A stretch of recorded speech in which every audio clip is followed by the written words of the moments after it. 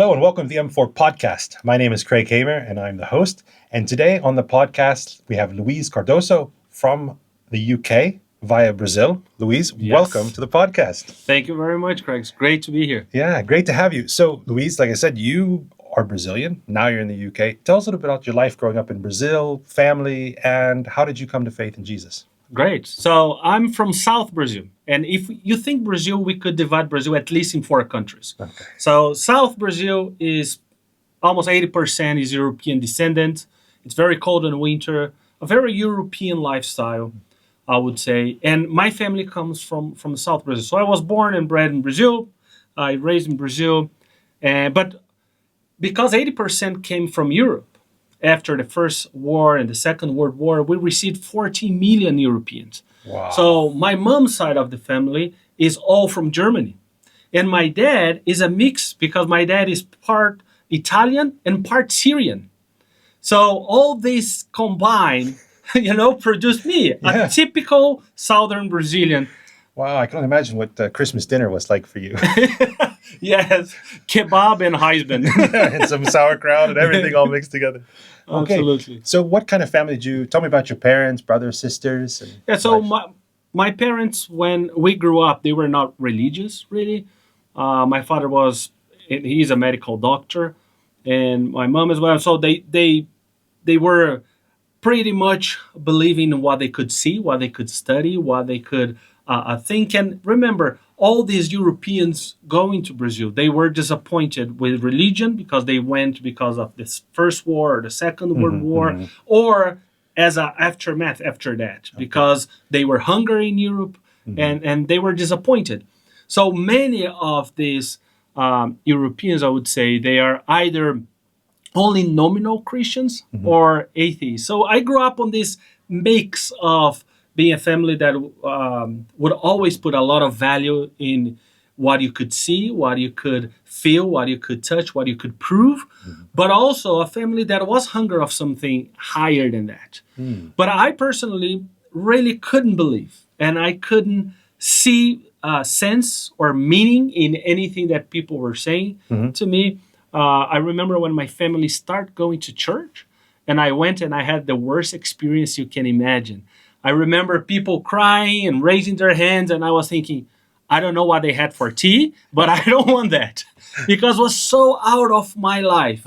And I remember the guy saying from the pulpit, the worship leader, saying, the Son of David is here. And I remember I was looking around saying, who is this guy? Maybe David built the church or something. And so I couldn't connect to that. But then I met a girl, and her name is Danielle. And Dani, that now is my wife, she showed me that Jesus is real. And it was not just a story that people told. It's not just a crutch that people would use when they cannot achieve what they want. She showed me that he is real, even when he says no, even when life is hard. And that changed my life. So she led me to a person. Not to religion, not to a lot of rules. She led me to a person. And this person changed my life completely. Wow, that's great. So tell me, how about then now you're in the UK. Tell me about the transition from Brazil, growing up, you've come to faith, and then, to the UK. So, like I said, I grew up not believing anything. So I got married with Dani. I was very young. I was 18 years old. We were planning to leave the country. 1 month after I got married, I went to a retreat. And the only reason I went to that, Craig, was that the pastor said if I wouldn't go to this retreat, he wouldn't marry me. But he said that few days before my wedding. So I would say yes to anything. So he's got you then. To be honest, I tried not to go because I was married already. What could he do? Like cancel the wedding was done. But then he was at the gate of my house when I was leaving. So either the Holy Spirit or Dani told him that I was trying to escape. So I went to this retreat, and the whole 3 days, I couldn't see much sense, but on the last day, God spoke to me, or I was open enough to speak to God. And I heard God saying this to me, Luiz, I'm real, and I love you. And that was it. On that moment, the boy that was studying business administration and had his business, I just understood that God wanted me to go around the world telling people that God is real. And as simple as that, my life changed. I went back to my house, told my wife, and I went to the pastor's house, knocked on the door and said, Pastor, God is real. He said, I know. I said, no, you don't. It was a crazy conversation. You start to convert your pastor. And my pastor said, no, I do know. I took you to this place. I said, no, if God is real, why do we live like we do? Why do we live like he doesn't exist sometimes? He's real, Pastor. And that moment, everything changed. I left the university that I was doing business administration. I closed the business down. And a month later, this guy that didn't believe in anything was doing theology and going to drug dealers to preach the gospel, was going with my wife to prostitutes, planting churches, and doing this stuff without much knowledge, but a lot of passion, and helping people to understand this simple message. God is real. And from that moment, we planted churches in Brazil, and I was invited after a few years to come to the UK and help the church in the UK, planning churches and helping them to be more missional. Wow, that's quite a journey. And how long have you been in the UK? So now I'm in the UK for 15 years. We have been as a family, yes. Yeah, wow. So that's quite a long time. Yes, it is. And what was the transition like from Brazil to UK? What are some of the challenges and some of the blessings of that? Was chaotic. I think that's the best way to describe. First of all, I left Brazil in a church that was growing exponentially. So we went to that church with another pastor, an older pastor, like a father figure to me. And in 4 years, we went from 100 people to 2,000 people. Wow. Okay. Planting churches, growing exponentially. Things were amazing. But then I was invited to go to the UK. In the Brazilian mind, we were sending this missionary to solve the problems of the UK. Yeah. You know, on our arrogance, but with a good mind. But, you know, a good heart, but, a good heart, but a bad practice. Yeah. I was going like an Indiana Jones of the faith to solve the problems of the UK. But for the UK church that was receiving me, they actually asked help because they couldn't find pastors to fulfill the churches that were dying. Okay. So it was a worldview problem. The Brazil sent this missionary to go and solve the problems. The UK was receiving someone to keep the status quo of churches that were dying. And I arrived. Wow. And I remember in my first church meeting, I read the minutes of the previous meeting and I was there. They didn't want anyone young or foreigner on their church. And Luis was there, 27 years old, with a wife and 2 kids. If I speak bad English now, imagine 15 years ago. And was chaotic because I arrived 120 miles per hour. Let's do it, let's go, let's implement cell groups, let's plant churches. And we went to Africa and we planted churches in Africa and we did a lot of things. But caused damage in me because I kept looking and saying, why are they so cold if they asked me to come? And they were looking and saying, why this guy is the way he is? We just want peace and be quiet. And he's always moving and asking us to do something else. So it was a 4 years that it was an adjustment period. I had to die to that idea that I had, that I was this super missionary that would solve everything, and lose a little bit of that innocent arrogance that I had. But they also had to die to the idea that they had everything figured out. And that combined brought a real beautiful thing to the church, that we saw a church flourishing, groups multiplying, new people coming to faith, and churches being planted in the UK and in Africa as a result of that. Praise God. So what still makes you passionate about the gospel and about multiplication? I think for me is that simple thing. God is real and he loves people. And if God is real, Craig, heaven and hell, they are real. If God is real, he can change people's lives. He can heal people. He can give a new purpose. He can write a new chapter in their story. And that's what I'm passionate about. God took this boy that was hyperactive, that many people looked and thought he would never accomplish anything in life, and they were right. And he said, you know what, I'll use this guy to spread the gospel and to go to places that some people don't want to go, and do my will. And now that's what I've been doing. God is changing. God is at work. And I'm seeing every day people coming to faith, being transformed, healing is happening because God is real. He's not just a story that happened 2,000 years ago or 5,000. He is here and with people today, working, speaking, healing, and reaching new people. He's not done with us or the church in Europe.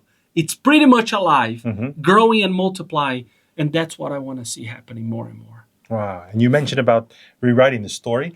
You are now planting a new church in Glasgow called Story Church. Yes. And so tell a little bit about that church. What led you to church planting and why Glasgow of all places? You're in the UK, but you went to Glasgow, I think, specifically to plant that church. Yeah, that happened in a most unusual way. So I planted a few churches before with my wife. We moved around a little bit. But in 2020, my wife had this idea, let's go to Scotland and have a holiday. And I said to her, like, the only thing I knew about Scotland was Braveheart. Freedom! That was the only thing. But I knew the weather was even worse than Manchester weather, where I was based. And I said, why would we go to Scotland? No, let's stay here or go somewhere hot. No, we need to go. I said, great, let's go. So when we got there near Glasgow, I remember it was raining and it was like fog. Was horrible weather in the summer. We stopped at the petrol station and I couldn't understand the person. They couldn't understand me. It was a horrible experience. But when I was driving very near the airport, I heard God speaking to me like I haven't heard many times. And I heard God saying to me like this, Luiz, I love you. I'm real. And everything I did in your life was preparing you to bring you to Glasgow. I want you to move to Glasgow. And I want you to do 4 things. Plant churches in Scotland. I want you to plant a coffee shop. And I'll explain why plant a coffee shop. I want you to send and receive mission teams. And I want you to do a church planting academy where people can come and see that it's possible to plant churches. And that is a way to do it. We don't need to neglect the spirit or the organization. We can use both. And we need both for a health church planting. And at that moment, I just thought that, Lord, if you don't speak to my wife now, she will leave me. Because after I took her from Brazil to Guernsey, Manchester, and every time she was adapted and worried, I said, God is asking us to move. And he did. And he spoke to her, and we sold our house, and we moved to Glasgow. What I always say people shouldn't do, we moved without knowing anyone to do that, planting Glasgow Story Church. It's a network of churches in Scotland. And the idea is God is writing a new chapter. And we just had our first baptism on Easter Sunday. God. 3 generations. We had a woman under 55, 60 years old. We had a younger woman and a teenager being baptized. The second part is the coffee shop. We just launched it 3 weeks ago. So the church is connected with the coffee shop. Yes. So tell me about that. They story coffee. And why they story coffee? Because God is writing a new story. And we have a barista evangelist. And our barista evangelist on her uniform is Ask About My Story. And that's how we start the conversation. God has a new chapter in our lives and in people's lives. And we are seeing now, so we start the day with devotional. We open the coffee shop, but we don't serve anyone for the first half an hour. But everyone is welcome to come and have coffee with us for free. So when they come, we bless them and we share the message. And we are seeing already people coming to faith and people asking prayers. People start to mobilize because the gospel is being spread in this safe place. So the coffee shop is the pastoral office of the church. It's open to everyone. It's a safe place for people to come, but also a place that we can connect and serve the community where they are, where they feel safe. And so it's a normal coffee shop Monday to Saturday. Every evening we run a different program. So we run Freedom in Christ for people that wants to stop drugs, and we can walk with them. We run a food bank one day a week. We run we will run a suicidal prevention course for people that are dealing with mental health, and Alpha and other things that we run every evening. And on a Sunday is our second church, our second service, in Glasgow. So in a way, I always make this joke now. We are a church plant of 20 people, but we are the first multi-site church plant in the world, because we are 20 people planning this church, but we are starting already the second location. That because it's different communities where people can come and meet God, and because of the conversations on the coffee shop that is happening. So we are seeing already people opening and people asking questions. The first person that came to the coffee shop, he came before we open. So we would open 7 p.m. He came 3 p.m. and said, "Just sell me a coffee." I said, "Great, you are the first customer." And he saw a coin that we had from the Free Methodist Church and said, "Set free, bringing freedom, living free." And he looked at that and said, "I need that so much. How can I get that?" I said, "Man," and I could share with him why we were doing what we are doing. And he said, "Man, this is so meaningful. Can I have this coin?" I said, "Only if you come to church." He said, I never stepped in a church, but I'll come because I need this. I need this freedom. And man, that's why we exist, to help people to find that. So I just asked a question. Planting a church, having been through that process a couple of times, is enough work as it is. Why a cafe? You mentioned that it's the safe space. Is it, what is significant about that? Tell me a little bit more about why a cafe with the church is really a good combination and not seen as extra work or something more to do. Yeah. So for us, it's what I would say to people is that it's not just a good idea, it's a God idea for us. Okay. Because one less O. Yeah. Capital G. Because the difference between a good idea and a God idea is that on a sad day, on a hard day, on a day that you need to put money, finances, or that your barista evangelist cannot go because it's ill, or something happened. Yeah. What sustains us is to know it's God's will. And if God's will, God's bill. When he orders the pizza, he pays for it. So that's why we did it. But for us, it's a perfect combination. The culture in Scotland, people don't go to people's house. Where they go? Pubs or coffee shops. It's one of the places with the most concentration of coffee shops in Europe. Really? Because that's where people go to, this third place, safe place. Historically, pubs. But for us, it's a coffee shop. So people meet. Life happens in coffee shops and pubs in Glasgow. So we only understood that after we started, in obedience to what God was saying. This is a safe place. So I know, for example, in Brazil, people didn't see a church as a safe place if they were not a Christian. But they would go to your house. In Glasgow or in some places in Europe, they would never go to other people's house at that's first. A big commitment, and I have to take something. But if you invite people to a coffee shop, they come, even if it's a service. We meet here on a Sunday morning. Oh, great, let's go. And so that's why we did it. But for us, it's been so meaningful that people are coming to that. When someone comes to our other location on a Sunday afternoon, we don't need to say, show up to our group on Wednesday or next Sunday we are here. We say, if you need anything, we have a barista evangelist, we have a communities champion, and I'm there, or Albert is there, or someone else is there when they can. Just pop up.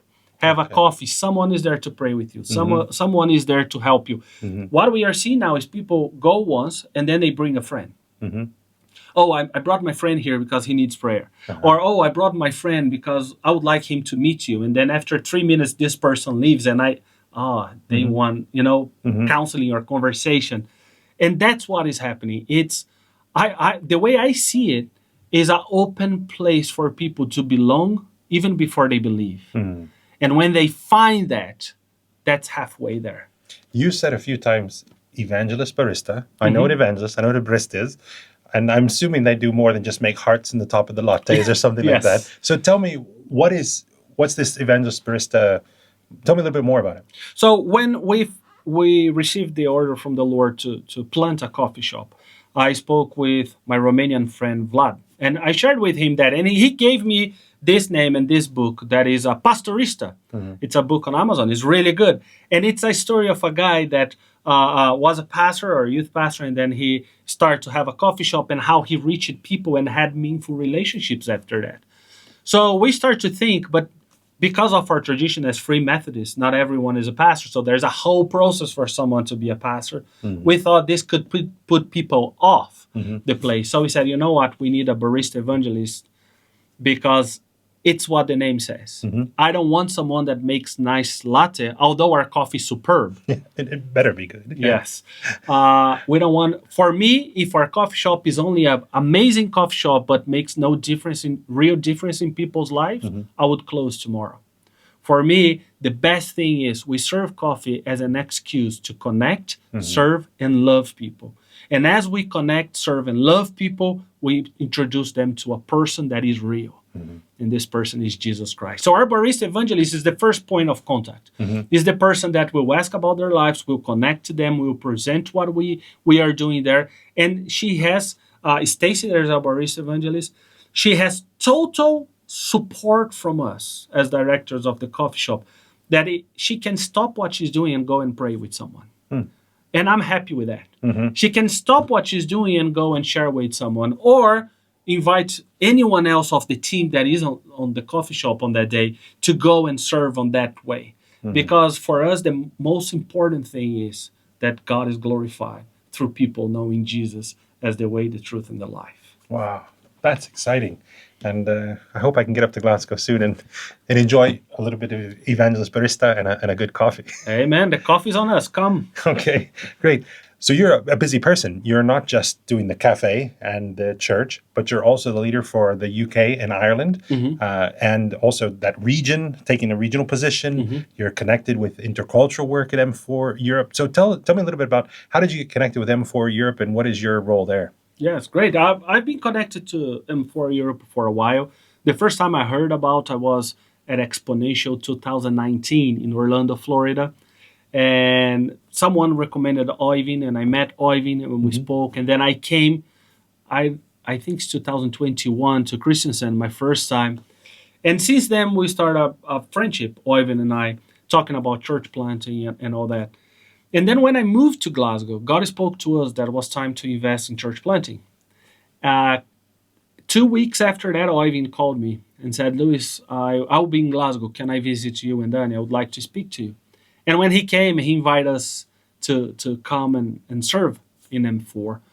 And we took a time to pray, and for us was a delight to be able to come and serve, not just our church planting, but serve the nation. And serve M4, serving the nations, how to make church planting not just possible, but an aspiration and delight. Because the way I grew up, Craig, is that everything that was always communicated about church planting was it's hard, it's lonely, it's difficult, and most closes. And what I love about M4 is that we have a proven track record that is actually can be fun, can be doing. We can do that with other people. We don't need to be alone, and we can have a process that combines the action of the Spirit with the process that we do, due diligence, to achieve that. And I'm seeing that happening now, starting to happen in UK and Ireland. Also leading and starting conversations to start in Portugal and to move to other places. So God is doing a great work. But to see that at work is God's will and God's work. What would you say right now, thinking about UK churches or pastors, what do you think in church planners, what are the greatest needs that they have right now? I would say the greatest need is wants to see what is happening in London spread throughout the UK. London, what God is doing in London is amazing. We see new churches being planted every week. We see a revival. It's not short of a revival what is happening in London. The other day I was speaking to a pastor, and more than 30 young people just accept Jesus the other Sunday. Wow. And new people coming every week, new things happening. So God is at work. It's good. The gospel is not dead. It's multiplying, it's spreading. But for example, in Glasgow where I am, in the region where I am, we have 1.7% of active Christians. Wow. On that corner of and Glasgow. Glasgow was once one of the most Christian places and sending out missionaries all over the world. So we have a lot of buildings, but 1.7% of active Christians. So my prayer is, once to spread what is happening there and to see this fire spreading throughout the UK and the world. But the second thing is to help people to know that unity is not come on my church and be part of what I do. Because a lot of people talk about unity nowadays in UK, and everybody wants this unity, and we meet and we do stuff. But I'm still able to see that a lot of the talk about unity is, let's do it as long as is in my terms, on my way. And what I think that is unique about M4 is that we serve institutions, churches, denominations, and sometimes they not even know is M4 because we are serving them. We are doing with them. Not with the logo and the brand. No, and all that. Yeah. it's promoting church planting and serving people in that way. And that's what I want to see. That's the goal, to have hubs where the learning communities happen, the team process happening throughout the UK, so people don't need to drive a long time or spend money with hotels or anything, and doing partnership with denominations and institutions that together we offer people and become a viable solution and option to every church plant in UK and Ireland. Wow. Before you were doing M4, you were working with the Message Trust, I believe, and you've worked with other organizations. What are some of the key leadership lessons that you experienced there that you've now applied in your work with M4 and in the church in Glasgow? Yeah, I was part of the Message Trust, working with Ben Jack, is a well-known evangelist in UK and many other countries. And we saw God taking advance and spreading throughout the world. And one of the biggest lessons that I learned with this is this. One, we need to be laser focused in what God is doing and what God is saying. We had this word that we said is being boldness in obedience. So what is God saying? Let's do it. At the same time that we don't become precious about the method or the form. There's no sacred form in the gospel. There is sacred meaning. So in the method or methodology, in the way we do and spread and our plans, what is sacred is the meaning of what God is doing. Even on M4, what I love is that we go and we contextualize for the culture and the people that are doing. And it's the same thing. We had plans, we would work, but we knew if God didn't breathe in what we were doing, we prefer to stop. And the second thing is that it will change. Some people love their plans so much that they miss what God is saying, or they miss the continuation of what God is saying. And because of that, becomes something that was great 20 years ago, but no longer viable. And what I want is to be able to hear God, what do you want to do? Even the most precious things for me in the vision of M4, if God, if you don't want that, or if there's a better way to do that, you want me to do it, it's your work. And in your way, Lord Jesus. So, and that needs to be a way of life to see it happening. So I think that's the biggest lesson. Yeah, great. So let me talk about something personal with you. You're busy, you have a wife, kids, church, coffee, baristas, evangelists, M4, you've mentioned Portugal.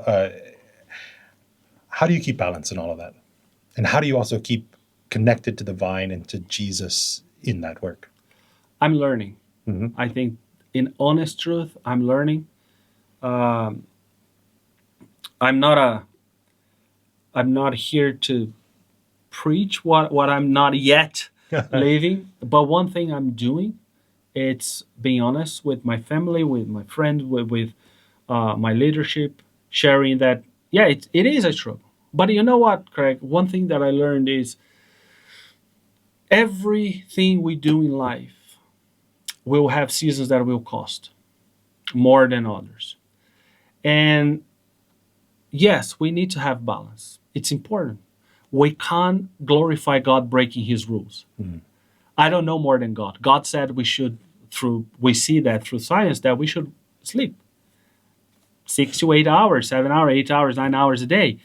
If we are sleeping 4 and think we are superhumans, actually we are disobedient. And will bring a cost. We know we need to rest. We know we need to have our Sabbath, our rhythm of Sabbath. And we need to have a holiday to build memories. I learned that Sabbath is for rest. holidays with your families to create memories. But I was always so tired that I went to holidays and I just want to sleep and relax. And my kids would be disappointed. So now we build memories, but what I'm learning is this: God first. So I wake up, my time with God is non-negotiable. Prayer, reading, time with God. And then be honest. God, I have all this. What is important? What is your will to me? I learned this exercise during this holiday with my wife. We take 3 pages of A4 and we said, God's call, first one. What is God's call to me? So God called me to be a good husband, a good employee, a good citizen. What is God's call? That is non-negotiable.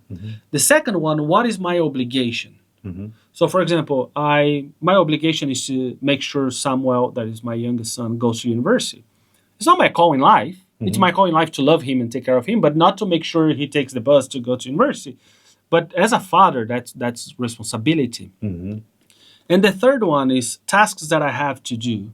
That is not God's call or real obligations, but tasks that I have to do.